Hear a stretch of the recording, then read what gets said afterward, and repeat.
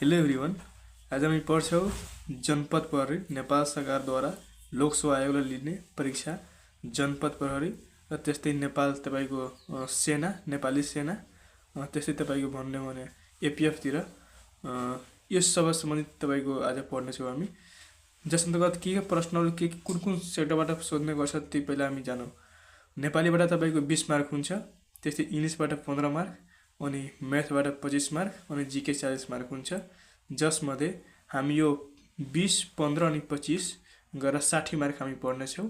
एक एक गरेर बिस्तारै पढ्नेछौँ। हरेक भिडियोमा मैले या अबदेखि चाहिँ आउँदो भिडियो मेरो तपाईको पुरै सिलेबस कभर हुने गरी पढाउनेछौँ। जस कारणले गर्दा हाम्रो यो युट्युब च्यानलमा जुट्नको लागि सब्स्क्राइब गर्नु होला, किनकि तपाईको आउँदो भिडियोहरु तपाई कहाँ प्रत्यक्ष रूपमा जान्छ भनेर म आशा गर्दछु। र अब यो पढ्नु भन्दा अगाडि म्याथ पहिला म सुरु गर्छु। म्याथ अन्तर्गत के पढ्नु छ भन्दाखेरि एड जोड पढ्नु छ, त्यस्तै घटाउ अनि मल्टिपल र डिभाइड भन्नुको अर्थ गुणन अनि भाग र सिम्प्लिफाई एउटा छ। यस अन्तर्गत यो जोड घटाउ त साधारण तपाईले सबैले बनाउन सकिन्छ। जस अन्तर्गत यो सबैमा तपाईले सोध्ने भन्नुको अर्थ तपाईको संख्यामा सोध्छ र एउटा भाषामा सोध्ने गर्छ। जोड घटाउ गुणन अनि भागबाट। सिम्प्लिफाईमा त्यस्तै सोध्छ, एउटा संख्यामा सोध्ने भने एउटा भाषामा सोध्ने गर्छ। भाषा बनाइएको हुन्छ, ल्याङ्ग्वेजमा प्रस्तुत गरिएको हुन्छ, त्यसबाट हामीलाई सोल्भ गर्नुपर्ने हुन्छ। जस अन्तर्गत पहिला हामी एड आज एकदम बिस्तारैदेखि पढ्छौँ। हामी एकदम 0 देखि पढ्ने हो। त्यस अन्तर्गत हामी आज एड पढ्ने हो। एड कसरी जोडिन्छ भन्दाखेरि हाम्रो एकदम सिम्पल आउँछ 2 3 4 5 यसरी तपाईको दिएको हुन्छ, अनि यसलाई हामीलाई जोड्नु पर्छ है त। यसलाई कसरी जोड्नु पर्छ? प्रथम चाहिँ जोड्ने भन्नुको अर्थ दाहिना साइडबाट पहिला दाहिना साइडको लिने, त्यसपछि बिस्तारै हामी बायाँ साइड गरी जोड्दै जाने। यानी कि 5 + 6 जोड्दाखेरि कति आउँछ? 11। 11 को 1 लिन्छौँ अनि एउटा कहाँ राख्छौँ हामी? यसको टाउकोमा राख्छौँ 1, अनि 1 अनि 4 5 अनि के कति हुन्छ? 10 हुन्छ। 10 को 0 राख्छौँ अनि फेरि यसमा एउटा टाउकोमा जान्छ। फेरि 1 अनि 3 4 4 कति हुन्छ? 8 हुन्छ। हामी यहाँ 8 राख्छौँ। यसमा टाउको त गएन। 2 अनि 3 कति भयो? 5। यो हाम्रो 5 भयो। अब टाउकोमा कसरी जान्छ भन्दाखेरि यदि तपाईको कसरी बुझ्ने कि टाउकोमा कुन जान्छ भन्दाखेरि 1 देखि 9 सम्म छ भने टाउकोमा जाँदैन। यदि 10 भन्दा माथि यानी कि 1 0 10 भयो, त यसको चाहिँ हामी दाहिना साइड वाला यो 0 लाई लेख्छौँ हामी 0, 10 को 0 भइहाल्यो, अनि 1 को के हुन्छ? क्यारी ओभर जान्छ के। यो हाम्रो टाउकोमा जाने गर्दछ। अनि त्यस्तै अर्को हेर्नु भयो जसरी कि हाम्रो 2 2 भइहाल्यो, त्यो हाम्रो राइट साइड वालाको हामी लेख्छौँ यहाँ 2, अनि 2 यो हाम्रो कहाँ जान्छ? टाउकोमा जान्छ। त्यस्तै अर्को हेर्नु भने टाउकोमा जाने भनेको 2 4 3 लेख्छौँ भने जसरी कि यो राइट साइडबाट कहाँ जान्छ? हाम्रो 3 लेख्छौँ हामी, टाउकोमा कुन जान्छ? 4 जान्छ। यसरी हामी के गर्छौँ भन्दाखेरि विस्तृत गर्ने गर्छौँ है त। अब यस्तै यसको अर्को इक्जाम्पल हेर्नु भने एडको अर्को इक्जाम्पल हेर्नु भने कस्तो हुन्छ भन्दाखेरि हामी यहाँ हेर्छौँ जसरी कि 4 6 3 0 2 4 5 2। अब यसलाई जोड्दाखेरि यहाँ हेर्न सक्नुहुन्छ 0 + 2 0 भन्नुको अर्थ हाम्रो कहाँ पैसै छैन भने अनि 2 जोड्दाखेरि कति हुन्छ? 2 हुन्छ। त्यस्तै हाम्रो 3 अनि 4 कति हुन्छ? 5 सरी 3 अनि 4 कति हुन्छ? 7। यहाँ 7 लेख्छौँ। अनि त्यस्तै 6 अनि 3 कति हुन्छ? हाम्रो 9 हो जान्छ। त्यस्तै 4 और 2 कति हुन्छ? 6 हुन्छ। यस्तै हाम्रो एक्जाममा सोध्ने गर्छ। तपाईहरु टेन्सन नलिउन। यदि पोइन्ट वाला जोड आइदियो भने कसरी अब हामी एडमा पढ्ने हो भने कि यसमा के हुन्छ भन्दाखेरि एउटा पोइन्ट वाला आउने गर्छ के। पोइन्ट वाला कस्तो हुन्छ? यानी कि 2 4 अनि 3.2 दिन्छ। त्यस्तै 4 अनि पोइन्ट 0 2 4 यस्तो आइदियो भने कसरी गर्ने त? सेम त्यस्तै गर्ने हो। पोइन्टको पोइन्ट यहाँ लेख्छौँ, बाँकी सेम पहिलाकै जस्तै गर्ने हो। जसरी कि 2 अनि 9 कति हुन्छ? 11। 11 को कति हुन्छ? 1। क्यारी ओभर के हुन्छ? 1। यानी कि फेरि यसमा जान्छ। फेरि पोइन्टको पोइन्ट सानोवाला पोइन्टै लेख्ने। त्यस्तै 3 अनि 1 कति हुन्छ? 4 यानी 4 लेख्ने। फेरि 4 2 कति हुन्छ? 6 अनि फेरि 2 4 कति हुन्छ? 6। यो हाम्रो एन्सर हुन जान्छ। त्यस्तै हाम्रो घटाउमा हेर्नु भने यदि तपाईको अर्को यस्तो तरिका कस्तो दिन सक्छ भन्दाखेरि 2 6 यस्तो हाम्रो दिन्छ, अनि फेरि प्लस अनि 3 4 5 यसरी दिइदियो भने के गर्ने त? यस्तो खण्डमा यो त हाम्रो 4वटा छ, यसमा कतिवटा छ? 3वटा छ। त यो जोड्दाखेरि कसरी हामीले जोड्नुपर्छ भन्दाखेरि 2 3 6 4 लेख्ने। यो जुन 3 4 5 छ यसलाई यताबाट लेख्ने के दाहिने साइडबाट, यानी कि 4 5 4 अनि 3। यसमा केही छैन भने यहाँ यसको तल केही छैन भने यसलाई 0 मान्ने अनि प्लस। अब यसलाई सोल्भ गर्ने। 4 + 5 = 9 हुन जान्छ। त्यस्तै 6 अनि 4 गरेर कति हुन्छ? 10 को 0 हुन जान्छ अनि एउटा हातमा जान्छ। त्यस्तै 3 3 6 एउटा 7 हुन जान्छ।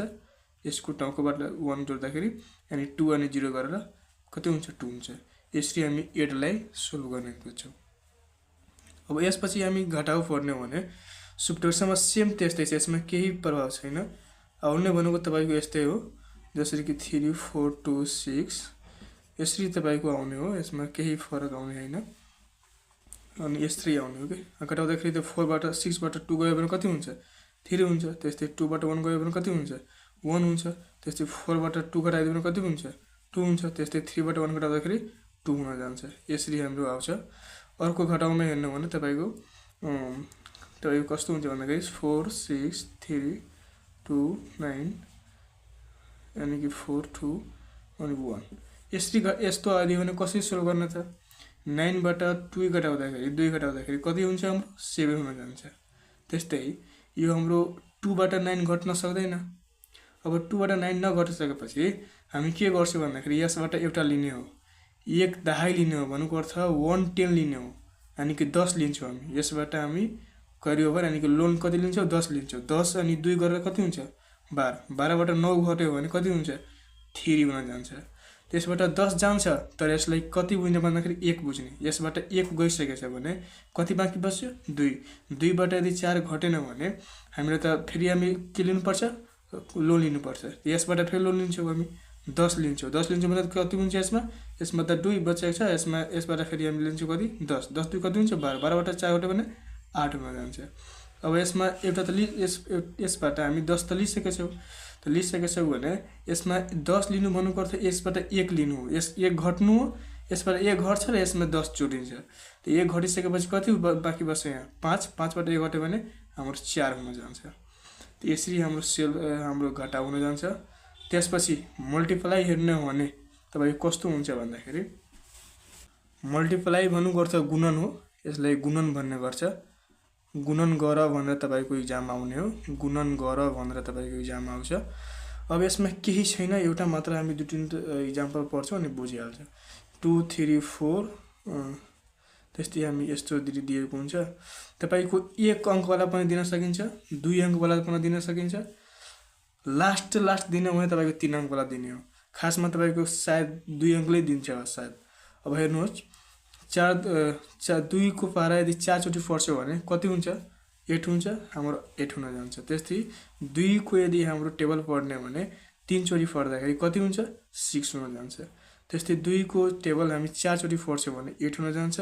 त्यस्तै 2 को टेबल यदि 2 चोटी पढ्ने भने 4 हुन जान्छ। यसरी मल्टिप्लाई हाम्रो हुन्छ। तपाईहरु यदि के भन्छ अब त्यस्तै हाम्रो 2 अंक हेर्ने भने तपाईको बी नम्बर अर्को एक्जाम्पल 4 3 2 0 अनि 1 अनि 2। यो हाम्रो कति अंक हो? 2 अंक।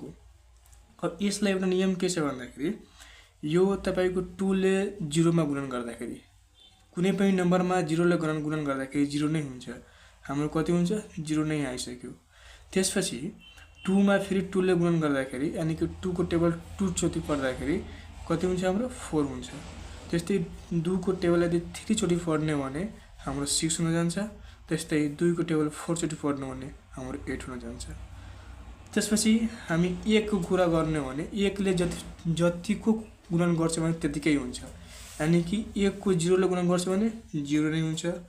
एउटा कुरा के ध्यान दिनु भन्दाखेरि फर्स्ट हामी त गुणन गर्यौ, सेकेन्ड चोटी गुणन गर्दाखेरि सेकेन्ड वालालाई गुणन गर्दाखेरि एउटा फेरि ध्यान राख्नु होला, गुणन गर्दाखेरि फर्स्ट राइट लाई लिनु होला।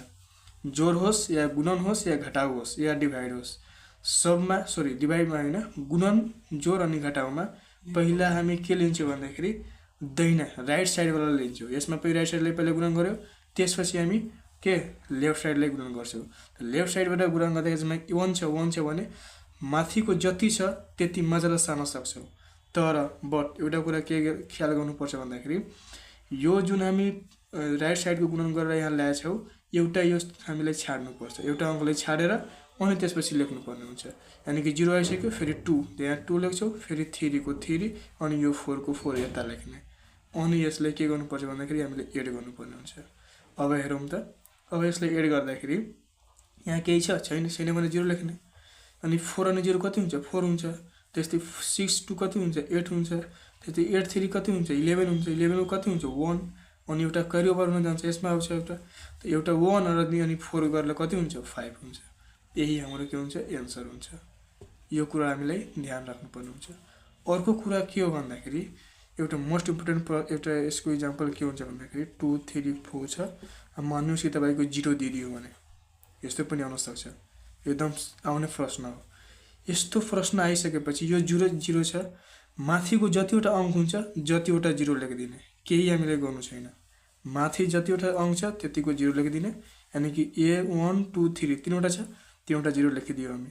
अब यसपछि के गर्ने भन्दाखेरि अब यसले गुणन गर्नुपर्ने हुन्छ हामीलाई। अब 2 को टेबल 3 चोटि पढ्दाखेरि हाम्रो 6 हुन जान्छ। 2 को टेबल 4 चोटि पढ्दाखेरि हाम्रो 8 हुन जान्छ। 2 को टेबल 2 चोटि पढ्दाखेरि हाम्रो 4 हुन जान्छ। अब यसलाई के गर्नुपर्छ भन्दाखेरि जोड गर्नुपर्छ। 0 0 6 6 अनि 8 0 8 अनि 4 को 4 हुन जान्छ। यसरी हामी मल्टिप्लाई गर्छौँ। यो त हाम्रो तपाईँहरू के हुन्छ तपाईँ पढ्नु भएको होला, तर यसरी जानकारी गराउनको लागि मैले यति भनिदिएँ। अब यसरी नै हामी भाग अर्को च्याप्टरमा पढ्नेछौँ, अर्को भिडियो आउँछ, त्यसमा हामी डिभाइड पढ्छौँ, जस अन्तर्गत सिम्प्लिफाई पनि पढ्छौँ। र यो जुन हामी यहाँ एडको पढ्यो, जोडको पढ्यो अनि घटाउ र गुणनको पढ्यो, ती सब के आउँछ भन्दाखेरि जसरी कि हाम्रो यहाँ प्रश्न कस्तो हुन्छ भन्दाखेरि हामी प्रश्न एउटा हामी यहाँ बुझाउन खोज्छु। तपाईँको प्रश्न कस्तो आउँछ भन्दाखेरि एउटा टोकरीमा एउटा टोकरीमा 40वटा स्याउ छ र अर्को टोकरीमा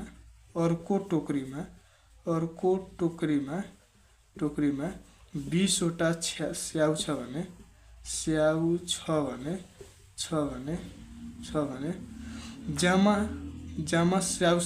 जामा स्याउ संख्या कति होला भन्ने प्रश्न तपाईको यसरी आउने हो के इक्जाममा। कहिलेकाहीँ यसरी तपाईको ल्याङ्ग्वेजमा आउँछ। यो ल्याङ्ग्वेजलाई तपाईले तपाईको केही टेन्सन नलिनु होला। यो सबै ल्याङ्ग्वेज सहित अर्को भिडियोमा पुरै एकदम सबैलाई एकदम खिची पारेर हामी ल्याउनेछौँ। 1 by 1 गरेर एडको, त्यस्तै जोड अनि घटाउ, गुणन अनि भागको, त्यस्तै सिम्प्लिफाईको पनि आउँछ यसरी भाषामा, यस्तै आउँछ भाषामा।